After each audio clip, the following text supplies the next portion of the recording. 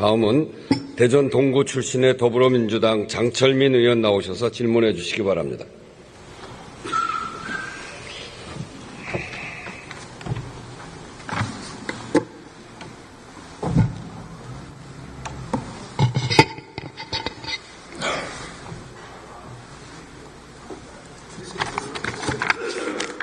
사랑하는 국민 여러분, 그리고 원식 의장님과 선배 동료 의원 여러분, 대전 동구 출신 장철민입니다. 앞에 나와서 보니까 좀 많이 안 계시긴 하네요. 특히 국민의힘 의원님들께도 좀 드리고 싶은 말씀이 있었는데 이 세 분밖에 안 계셔서 좀 아쉽기는 합니다. 그러면 바로 이 질의 시작하도록 하겠습니다. 부총리님 나와주시죠.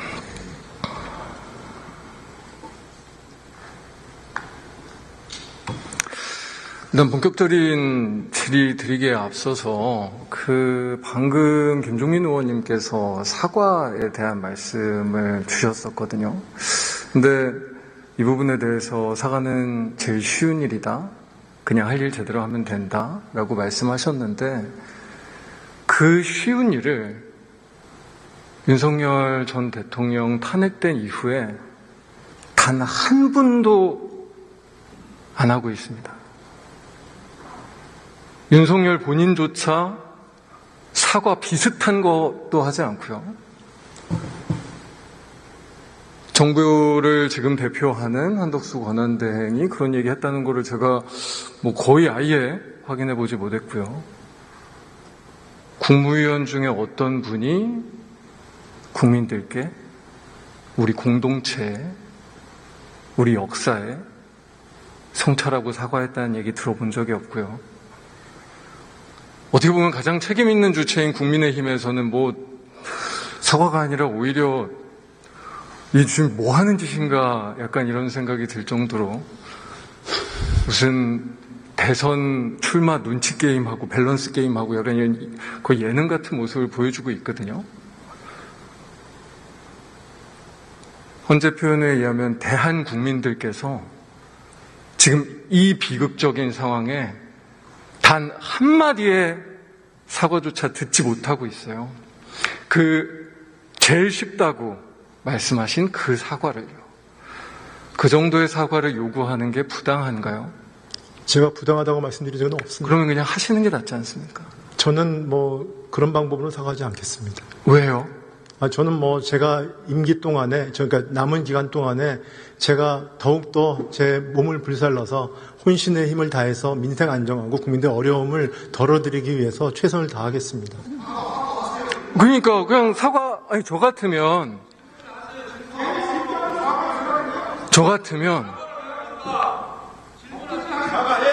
윤석열 정부의 국무위원으로서 특히나 권한대행의 권한대행도 하셨었으니까 이 역사의 비극 앞에, 이 민주주의의 이 공동체의 비극 앞에 무한한 책임을 느끼고 정말로 너무나 고통스러웠던 국민들께, 그리고 사실 공직사회도 얼마나 고생 많으셨어요. 마음으로도 그렇고. 사과한다. 그 사과와 성찰의 마음으로 최선을 다하겠다. 이 정도의 얘기가 어렵습니까? 그리고 지금 부총리님이 얘기하신 거랑 그렇게 다른가요, 그게? 왜 사과하지 않겠다는 그런 의지를 표현하시는 거죠? 도대체 왜요? 의지를 표현하는 게 아닙니다. 그럼 사과하시면 되는 거죠. 그렇게 말씀을 드리는 겁니다. 제 생각을 말씀을 드리는 겁니다. 그러니까 왜 그렇게 말씀을 주시는지 제가 제 생각을 이해가 드리는데 정말로 네.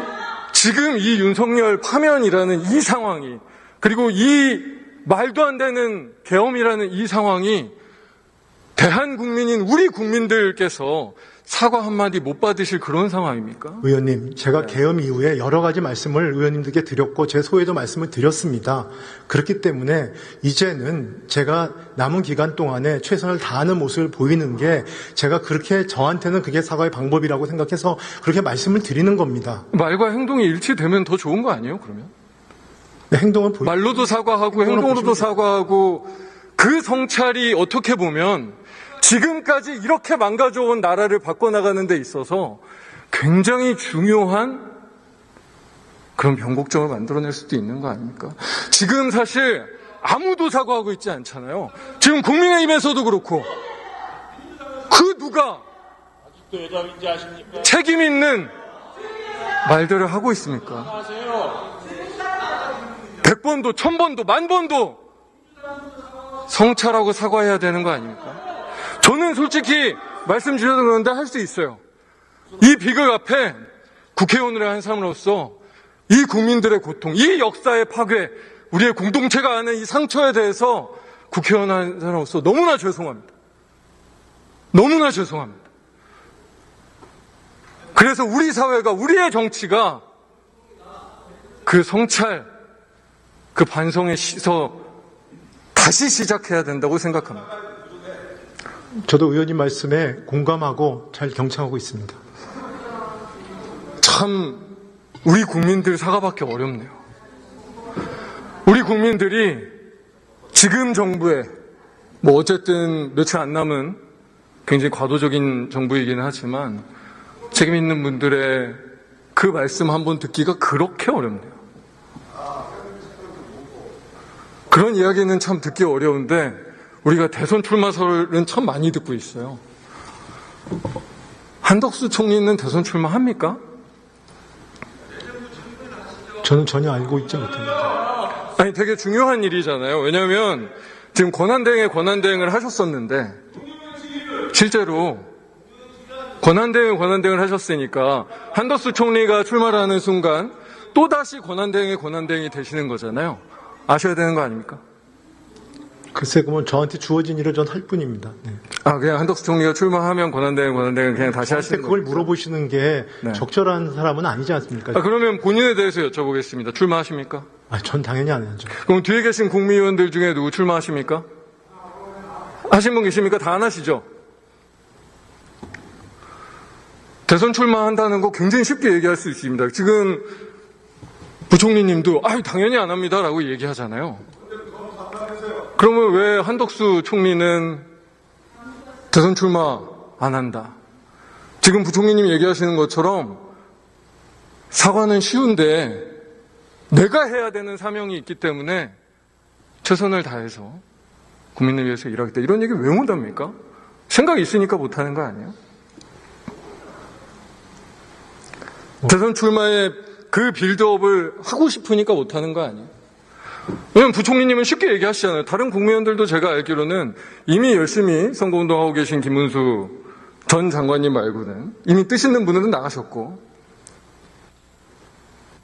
저는 사실 개인적으로는 한덕수 총리가 대선 출마해도 저는 전략적으로 우리 당에는 뭐 나쁘지 않다고 생각합니다. 제2의 윤석열의 아바타와 다음 대선을 치르니까. 그래서 사실 저는 개인적으로는 우리 국민의원들께서 한덕수 총리 한번 나가보시라 라고 해봐도 좋다고 생각합니다. 그런데 너무 대한민국의 비극 아닙니까?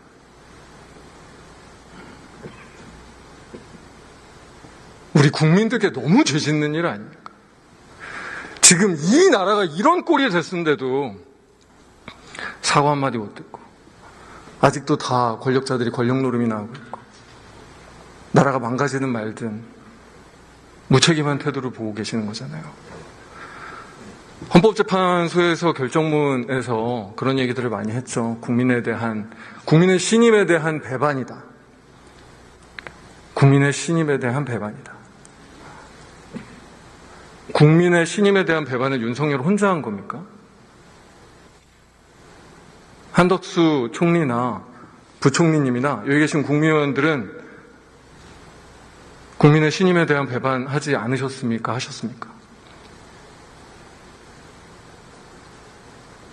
답변 부탁드립니다. 국민의 신임에 배반하셨습니까? 하지 않으셨습니까? 제가 계엄 이후에 여러 가지 같은 말씀을 드렸습니다. 네. 국민의 신임을 배반했는지에 대해서도 말씀 주셨습니까?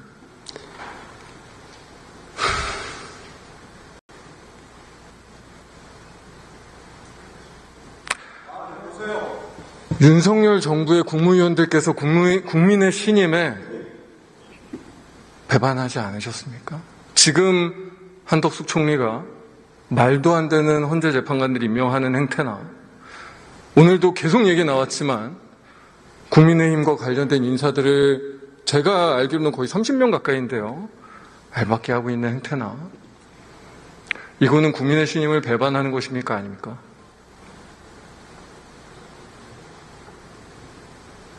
뭐 답변 그냥 안 하실. 아니, 그게 아니고 지금 아까 인사 말씀을 하셨는데 공기업 인사, 공공기관 인사는 제가 뭐 답변들이 있지 않고 그 부분들이 뭐 알박기라는 정의가 뭔지는 모르겠습니다만 그 해당 장관들이 해당 제청을 하거나 해서 뭐 권한대행이든 하신 것입니다. 그런데 그런 부분들은 관련 절차에 따라서 한 것인데 그 모든 걸 그렇게 하나 그룹핑을 해가지고 모두 알박기다라고 말씀을 하시는 부분에 대해서 제가 구체적으로 알지 못합니다. 그래서 말씀을 드리지 못하는 겁니다.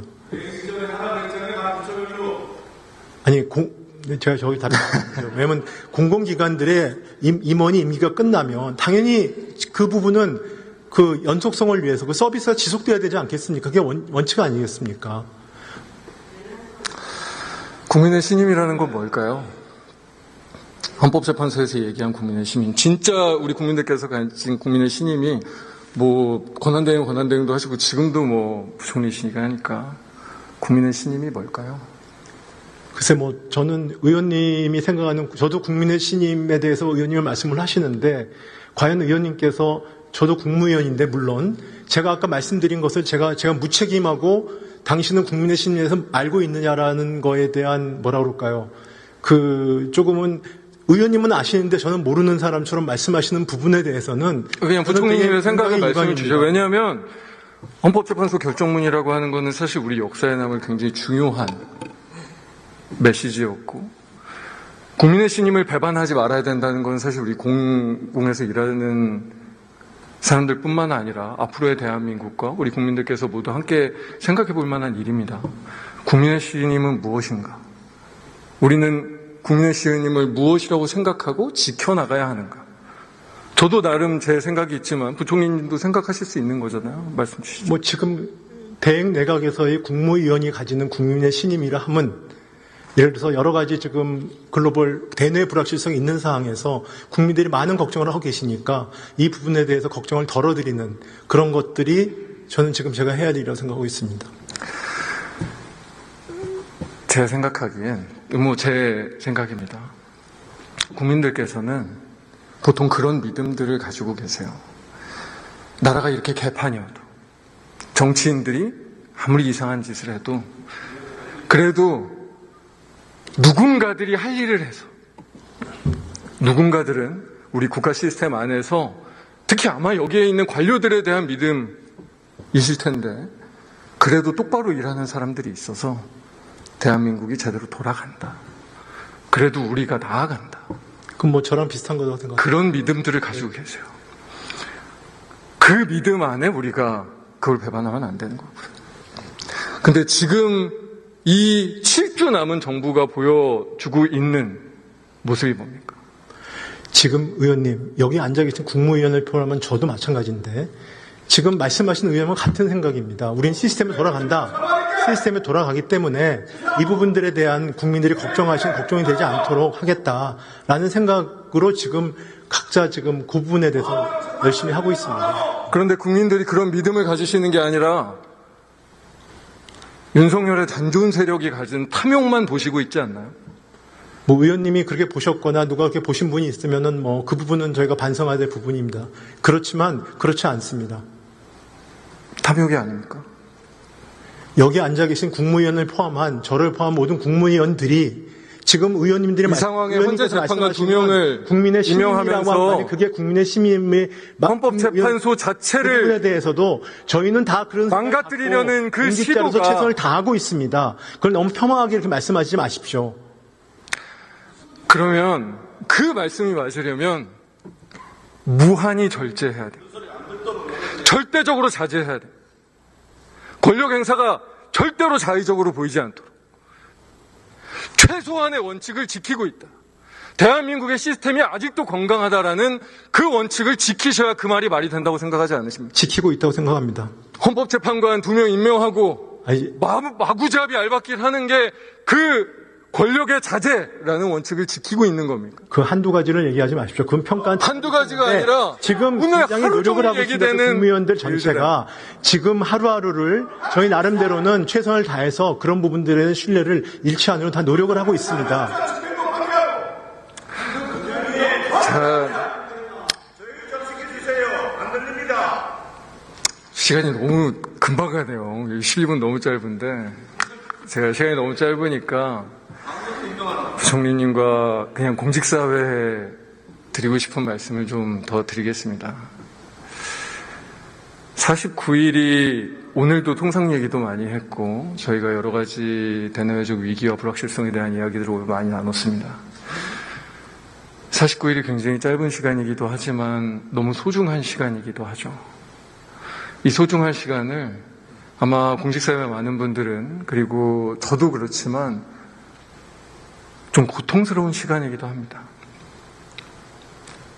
할 일은 너무 많은데 어렵고 불확실성은 크고 그래서 저희가 보기에는 공직사회 전체가 지금 솔직히 뭐 하는지를 잘 모르겠습니다.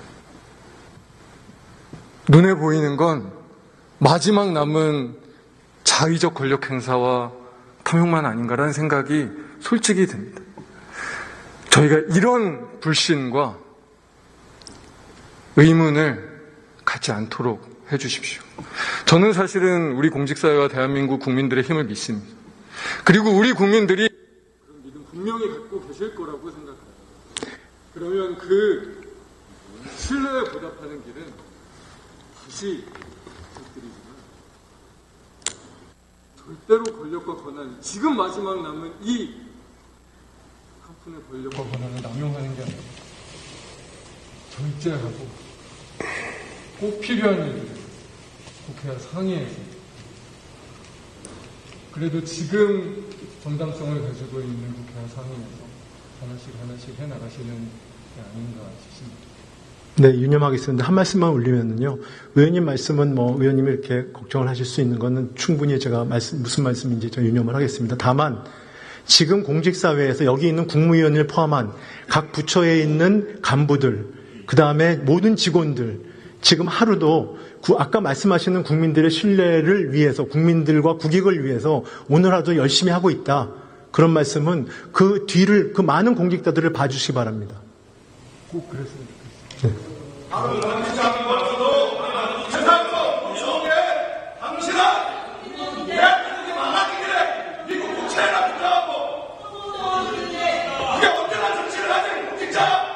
의장님 이렇게 해도 됩니까?